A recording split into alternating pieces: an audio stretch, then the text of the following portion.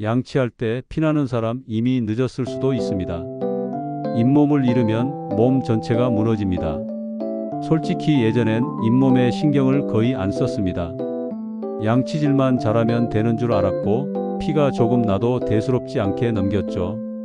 그런데 어느 날부터 아침마다 입이 끈적거리고 피 맛이 나더니 입 냄새가 심해지고 얼굴이 푸석해 보이기 시작했습니다.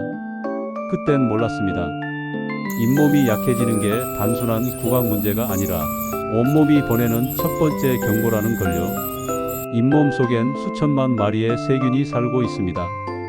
건강할 땐 침과 면역이 그 균을 막아주지만 피로와 스트레스, 잘못된 양치 습관으로 잇몸이 상하면 그 세균이 혈관 속으로 들어갑니다. 그리고 그때부터 문제는 시작됩니다.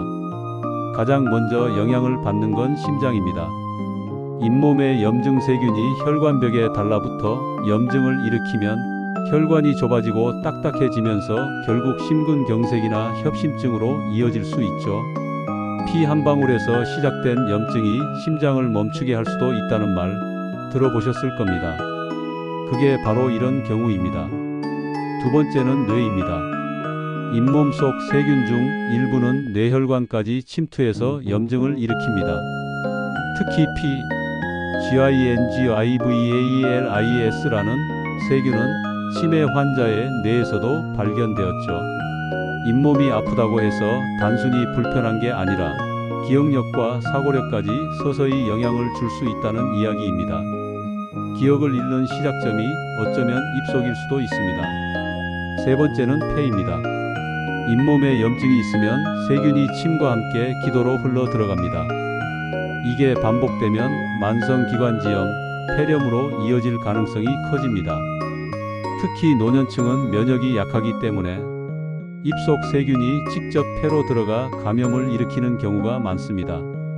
숨을 들이쉴 때마다 내 입속 세균이 폐 속으로 들어간다고 상상해 보세요. 생각만 해도 끔찍하죠. 또 하나 무서운 건 당뇨입니다. 잇몸의 염증이 혈당 조절을 방해하고 반대로 혈당이 높으면 세균이 더 잘 자라 염증이 심해집니다. 결국 당뇨와 잇몸병은 서로를 악화시키는 악순환 관계입니다. 그래서 의사들은 당뇨 환자에게 꼭 잇몸 관리까지 함께 하라고 조언합니다.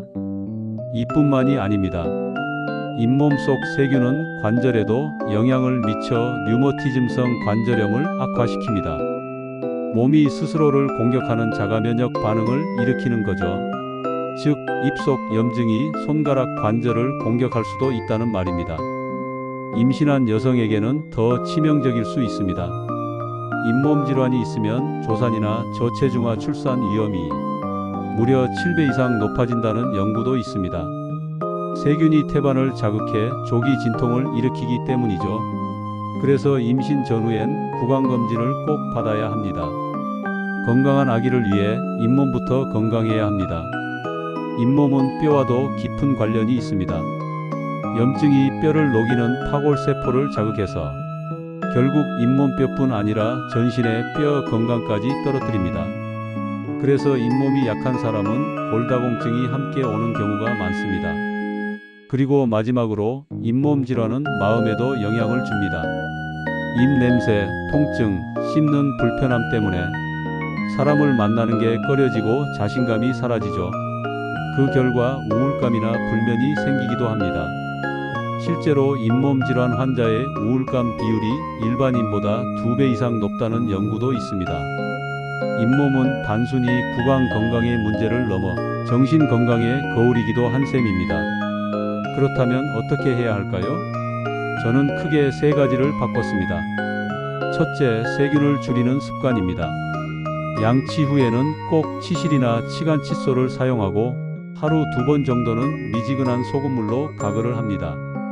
잇몸이 시리다고 너무 세게 문지르지 말고 부드러운 칫솔로 23분 정도 천천히 닦는 게 중요합니다. 둘째, 피가 나면 기다리지 않고 바로 치과에 가는 것.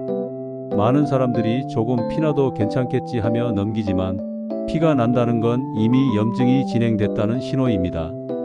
그럴 땐 스케일링이나 잇몸 치료를 받아야 합니다. 한번 치료하고 나면 피가 멎을 뿐 아니라 입 냄새도 훨씬 줄어듭니다. 셋째, 몸 전체를 관리하는 것. 잇몸은 몸의 거울입니다. 혈당이 높거나 수면이 부족하거나 스트레스가 많으면 가장 먼저 잇몸이 반응합니다. 그래서 충분히 자고 단 음식을 줄이고 금연하고 마음의 여유를 갖는 게 잇몸 건강에 직접적인 영향을 줍니다. 결국 잇몸 건강은 단순히 치아를 지키는 게 아닙니다. 심장, 뇌, 폐, 관절, 뼈, 그리고 마음까지 몸 전체의 건강이 잇몸 하나에서 시작됩니다. 사람들은 치아를 잃는 걸 두려워하지만 정말 무서운 건 잇몸을 잃는 것입니다. 잇몸은 눈에 보이지 않게 서서히 무너지고 그 안에서 병은 조용히 퍼집니다. 오늘 양치할 때 거울 속 내 잇몸을 한번 보세요. 혹시 붓거나 피가 난다면 그건 몸이 보내는 경고일지도 모릅니다. 잇몸을 지키는 건 결국 내 몸 전체를 지키는 일입니다. 그리고 그 시작은 오늘 단 한 번이라도 잇몸을 살펴보는 작은 관심에서 시작됩니다.